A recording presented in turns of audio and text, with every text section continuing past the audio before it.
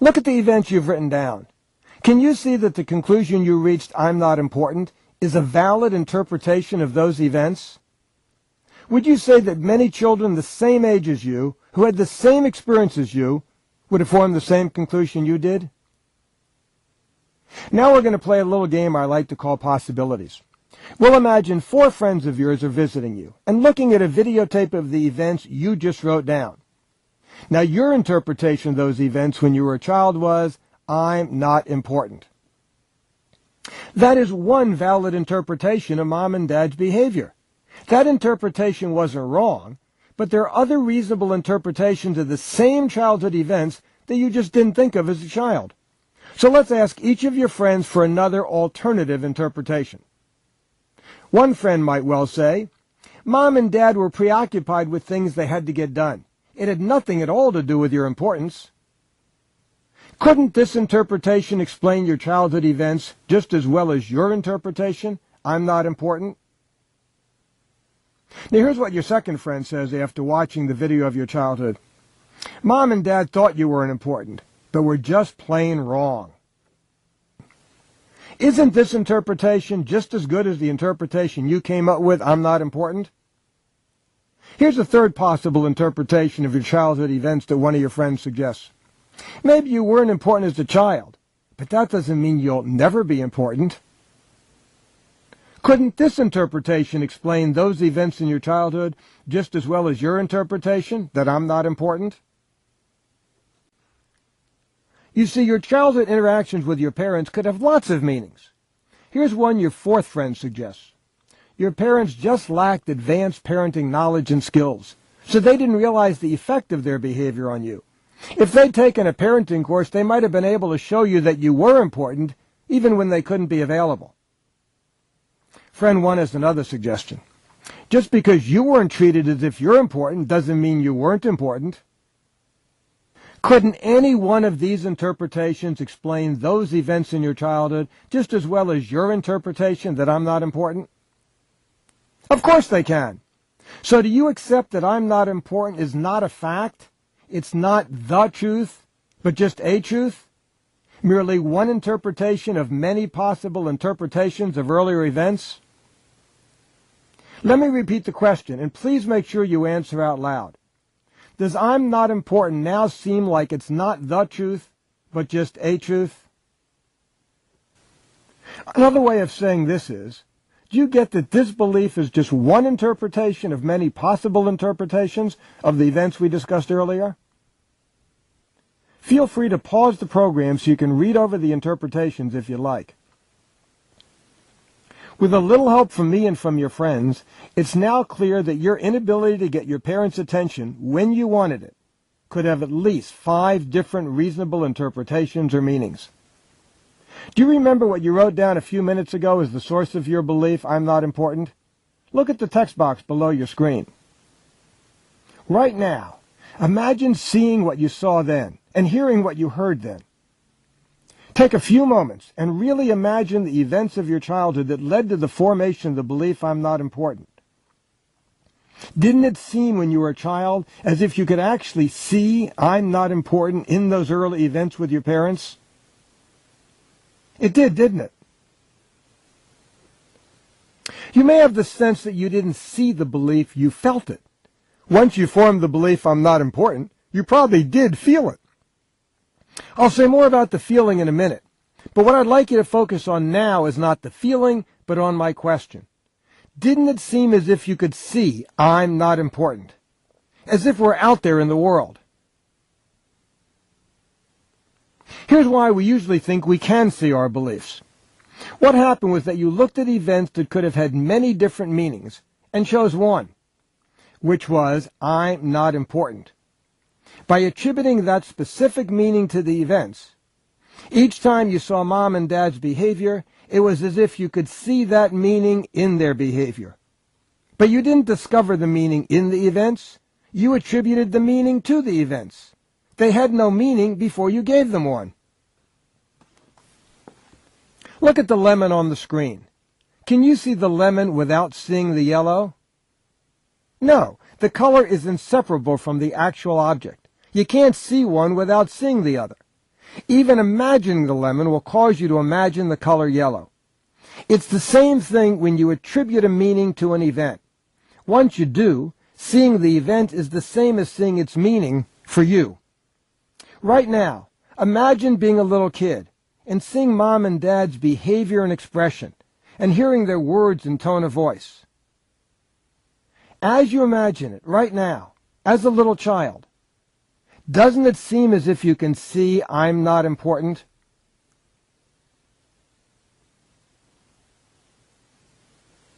It does, doesn't it?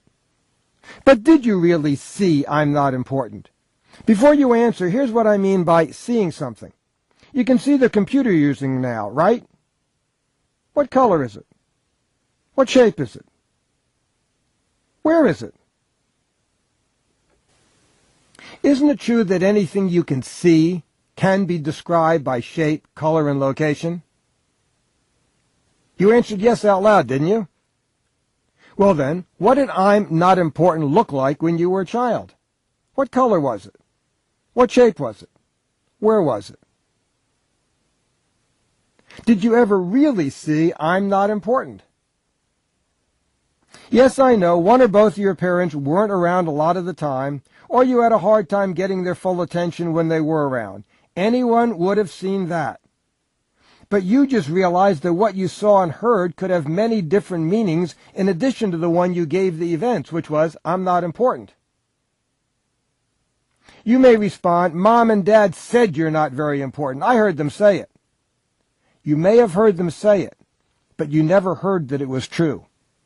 One interpretation of their statement is that they're right. Another interpretation is they're wrong.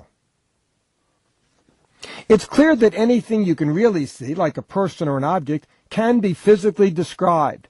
So if you can't physically describe what I'm important looks like, is it clear now that you never really saw it? Now, if you never really saw I'm not important, what did you see? Imagine being a little kid again and tell me what you're seeing right now.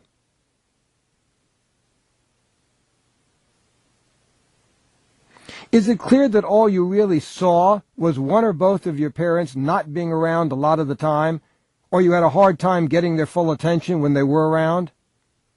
In other words, all you really saw was a series of events, right? I heard you say yes, didn't I?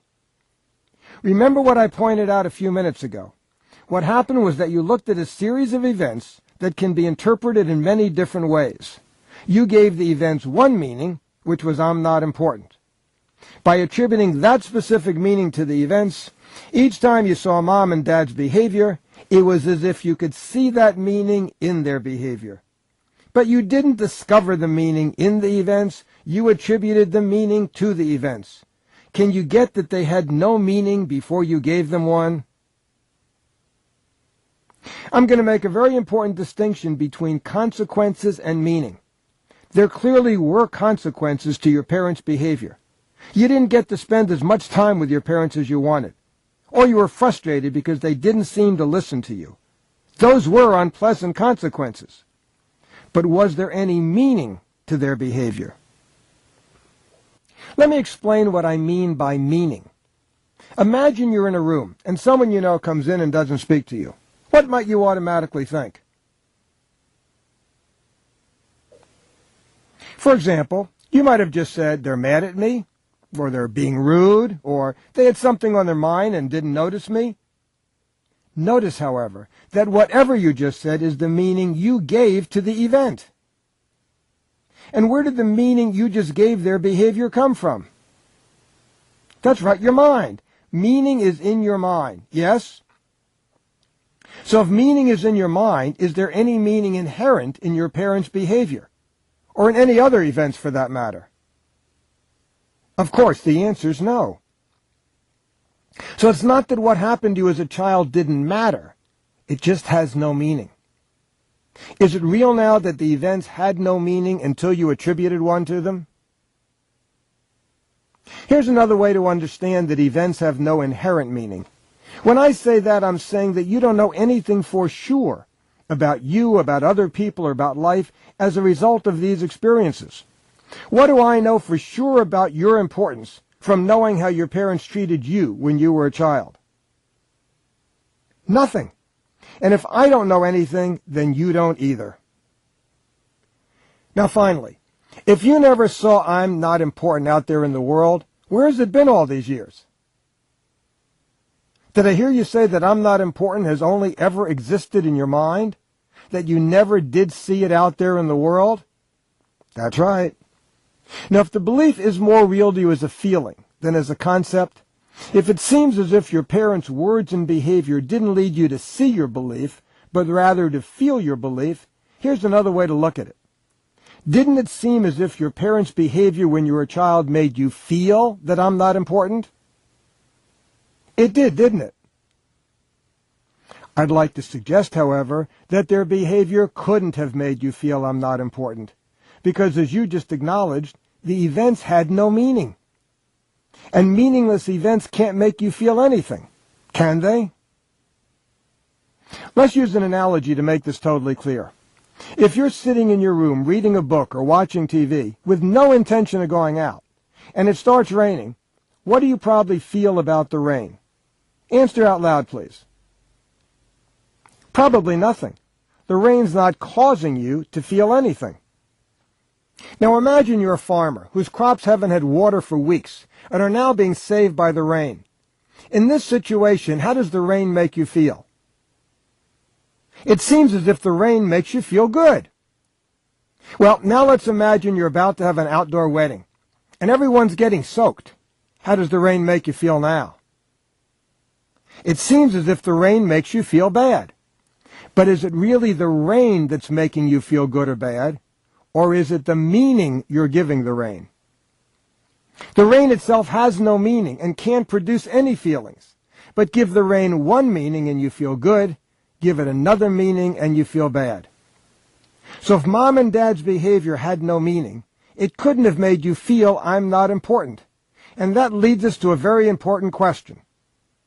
What did make you feel that? If you don't have the answer to this question, I'll tell you. You felt that only because that's the meaning you already had given to your parents' behavior. All you know for sure is what actually happened. Either mom or dad weren't around much when you wanted them, or when they were around, you had a hard time getting their attention. Let me help you make this real. Imagine that I had been there when you were a little child, and had shown you the alternative interpretations for your parents' behavior. And after that conversation you concluded, my parents mistakenly thought that if they gave me too much attention, I'll get a big ego. It wasn't because I wasn't important. Now imagine being a little kid, and that after this conversation, mom and dad aren't around much, or they don't give you their full attention when they are. Notice how it feels to be a child who's thinking, my parents mistakenly thought that if they gave me too much attention, I'll get a big ego. It wasn't because I wasn't important. You can use the pause button below to pause the video while you make this childhood scenario more real for yourself. When you're done imagining, press the play button. As you imagine this scene, giving it this other meaning, does it still feel as if your parents' behavior and their comments are making you feel that I'm not important? Probably not. And if you didn't feel I'm not important then, would you feel it now? Again, you probably just answered no out loud. So mom and dad's behavior never caused you to feel I'm not important. That feeling came from your interpretation of their behavior. And since your feelings were not caused by events in reality, they were only the result of the meaning you made up to explain the events, is it real that your feelings tell you nothing about whether or not you're important? Okay. Now take a deep breath, write it out slowly, and then say out loud, I'm not important. Is it the truth? Does it still feel like the truth? You might say, of course I'm not important is not true. How could I possibly think that after going through all this? But I'm not asking if the belief makes logical sense. I'm asking you to look at the statement in the same way you did when you started working on this belief. Does it still feel like I'm not important is true on a gut level? Does the statement feel true? Or do the words feel flat now? Don't forget that we form beliefs to give meaning to events that have no real meaning. Having done that, we then think we observe the meaning in the events out there in the world. It becomes a fact for us. Once we realize that the earlier events never had any real meaning, that the meaning was only in our mind, that it was never a fact, and that the feeling we had was caused by the meaning we gave meaningless events, the belief disappears forever. Take another deep breath, then let it out, and say out loud, I'm not important. Doesn't it feel very different when you say these words now than when you said them at the beginning? Is there any sense of believing this statement at all? Unless the belief is 100% gone, so the words have no emotional meaning for you, you probably still have the belief. Remember, holding a belief is like being pregnant. You either is or you ain't. There's no sort of. The way to know if a belief has been eliminated is not to look at your feelings or thoughts in the past when you did have the belief, or even try to guess how you'll feel in the future. The belief felt true on some level when you started, or you would not have spent time on this program. When you say the words of the belief now, I'm not important, do they still feel true like they did when you started? Or do they sound sort of meaningless? If there's no emotional resonance when you say the words, the belief is gone. It might be difficult to accept that a belief you've lived with for many years can be eliminated in about 30 minutes. And yet that's exactly what's happened tens of thousands of times using the Lefkoe method. If I'm not important feels true at all, even a little bit, then you probably still have the belief. You probably need to review the last part of the process a second time, because on some level it still seems like you saw your belief. Once it's clear that you never saw I'm not important, the belief will be totally gone. So if this is the case, please click the repeat button to repeat that step of the process. I want to congratulate you. You just eliminated a belief you've been living with for most of your life. Do you know that some people, possibly even you, spend years trying to get rid of a belief, and you just did it in about 30 minutes? Any lack of self-confidence or any negative sense of yourself might not stop totally, because you might have other beliefs that contribute to causing that sense. Eliminating all the beliefs causing that negative sense would totally eliminate it. In addition to eliminating beliefs and conditionings, the Lefkoe method has another important element. Some people say this additional aspect is even more powerful and exciting than the process you've already experienced. This process, which I call Who Am I Really?, requires you to have eliminated at least one belief before it'll work, which is why this short program comes right after you eliminated a belief. During the next few minutes, you will have a transformational experience that will blow your socks off. I promise. Try it and see for yourself. Please answer all my questions out loud. Even though it might seem a little strange talking to someone whose voice is coming from your computer and who can't hear you, I'm sure you're used to it by now. It's important that you make each step real to yourself, and when you answer out loud, that's the best way to do it. Okay? I'd like you to imagine that as a child you had me, friendly Uncle Morty, living across the street from you. Every day before dinner you came to visit me and tell me about your life, the good and the bad. You told me about your interactions with your parents, much like you've imagined when you thought about the childhood events that led to your beliefs. Imagine further that as you formed each belief, you also told me about it. So one day when you were about 4 or 5 years old, you came to my house and told me you had concluded, mistakes and failure are bad, or I'm not good enough.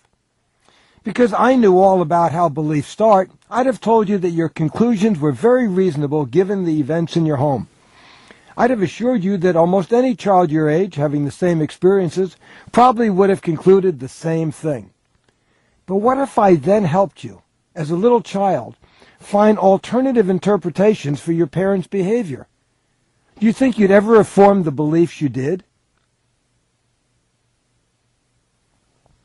You might have walked out of my house with very different beliefs like, Mom and Dad are critical sometimes because they think that's a good way to teach me, or my behavior may not always be the best, but that doesn't mean I'm not good enough as a person. Is it real that if your wise Uncle Morty had helped you find these alternative meanings for your parents' behavior when you were a child, you never would have formed the beliefs you did? And if you had had different beliefs, your life would have been different, wouldn't it? So based on what I just said and on the work you've done on this computer program, can you acknowledge now that you create your beliefs? Please say out loud, I create my beliefs. Can you acknowledge that your beliefs determine your life? In other words, that your beliefs determine how you behave and how you feel. Please say out loud, my beliefs determine my life. Doesn't it follow then that if you create the beliefs that determine your life, that you ultimately are the creator of your life? It's not that you directly cause how you behave and feel. It's that you create the beliefs that determine how you behave and feel. Please realize that by referring to yourself as a creator, you do not deny the existence of God or a higher power, or assume yourself to be some supernatural creature. In a very specific sense, the meanings you give to meaningless events are the beliefs about yourself and life that ultimately determine what you do and feel. In that sense, and only in that sense, do you determine your life. And that's the best news I'll give you all day. If it were the actual events in your childhood that determined your life, you'd be in big trouble, because you'd never be able to change what happened. But because it's the beliefs about those events that determine your behavior and feelings today, you can change the rest of your life by simply eliminating the beliefs.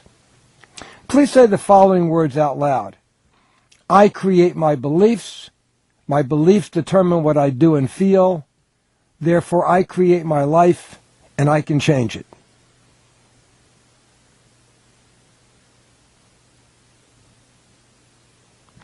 People usually think of themselves as the sum total of their beliefs about themselves. For example, I'm a hard worker. I'm a good parent. I'm someone who thinks I'm not very important. I'm someone for whom life is difficult. I'm someone who has a hard time making money, and so on. You just eliminated a belief about yourself. It might have been mistakes and failure are bad, or another way to put that is, I'm someone for whom mistakes and failure are bad. Or maybe you eliminated some other belief, such as I'm not good enough. Before the program, you felt the belief was a true statement about yourself. I am whatever the belief is. When you completed the program, you said that the belief was not true for you, and in fact never had been the truth about you. Look inside yourself right now. There's still a you there, isn't there? And I don't just mean your physical body. I mean, you still have an internal sense of yourself, don't you? Are you still answering out loud? It really is important for this process to be effective. Given that you still experience a you inside, think about this. If you've eliminated feelings and beliefs you identified as who you were, and yet you are still here, you can't be the sum total of your beliefs and feelings, can you? Yeah, so you could use the Lefkoe method to eliminate every single one of the beliefs you think are true about yourself, and you still wouldn't eliminate a sense of yourself. Or there's another way to look at it. If you can get rid of who you think you are and still maintain your identity, then you can't be who you think you are.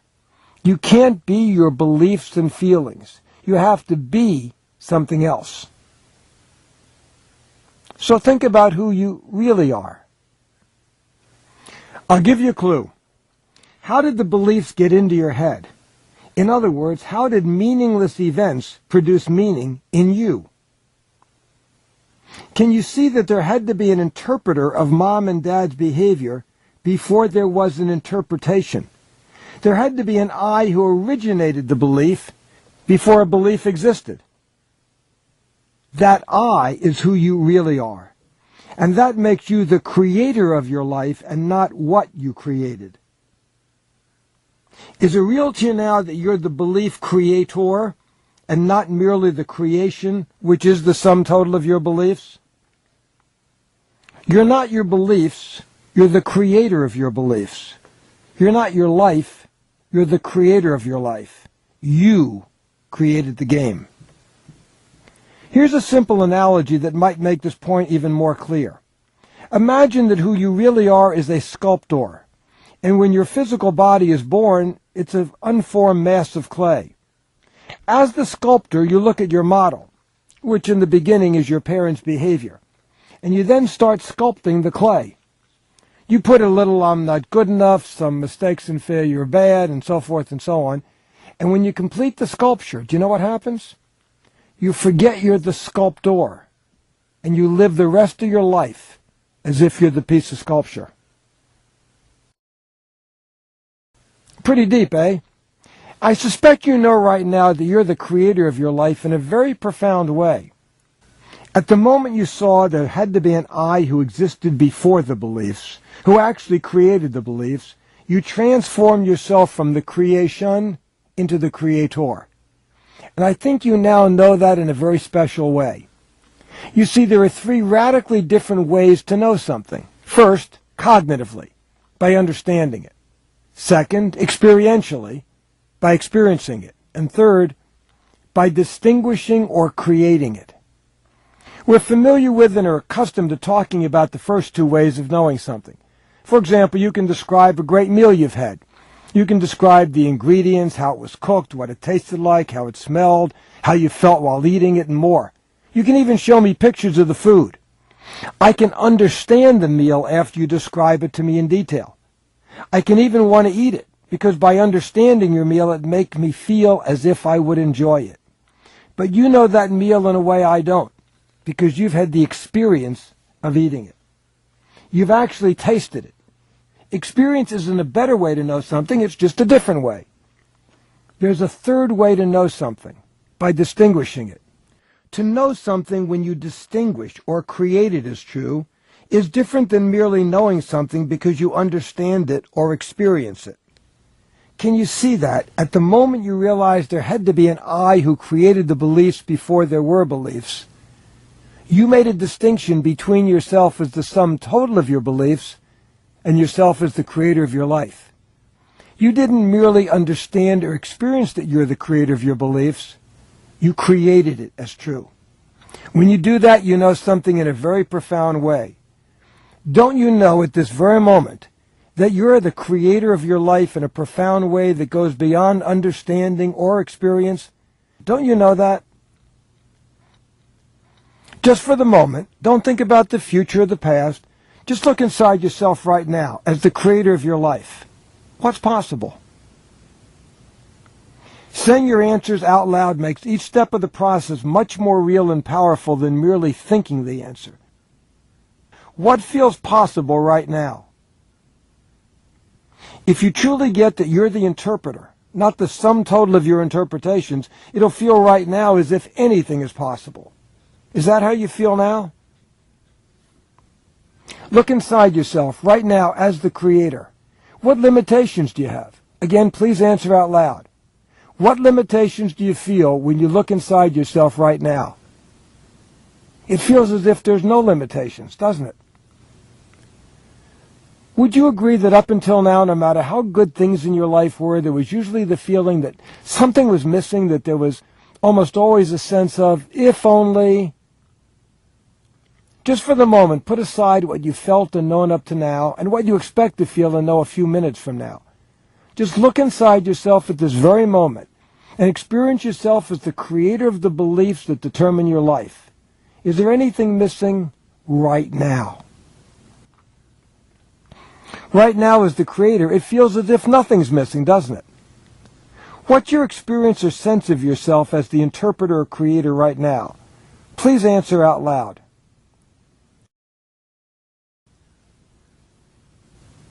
In the course of tens of thousands of sessions, people have described the experience as powerful, serene, calm, peaceful, whole, complete, satisfied, empowered, there being nothing missing, no limitations, and unlimited possibilities.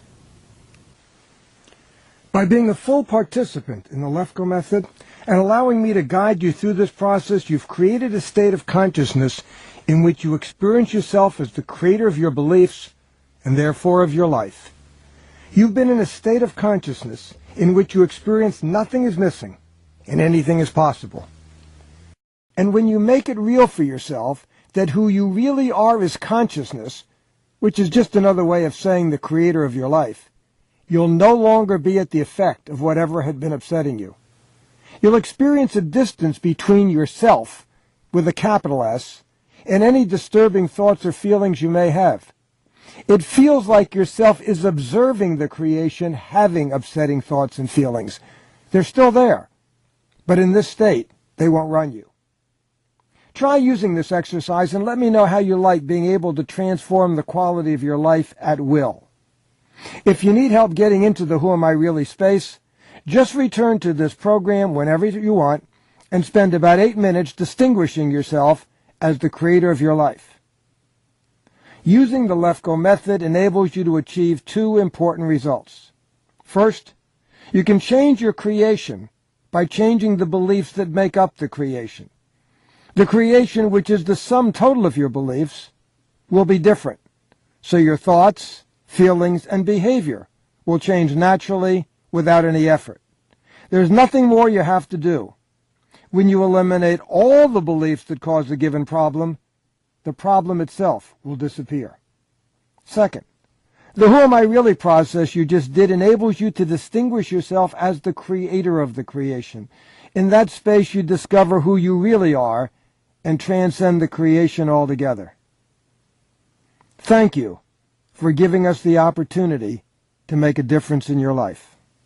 And now that you've experienced what it's like to totally eliminate a belief and deeply realize you're the creator of your life, imagine what you could do if you were to eradicate all 19 of the beliefs that block achievement for most people. You'd have the confidence to achieve your dreams and be unstoppable. Well, I've created a program that does that and a little more, including getting rid of your concern with the opinion of others. Just click on Discover More below, or wait for this video to finish, and you'll be whisked away to another page where I tell you about everything I have in store for you. I'll see you there.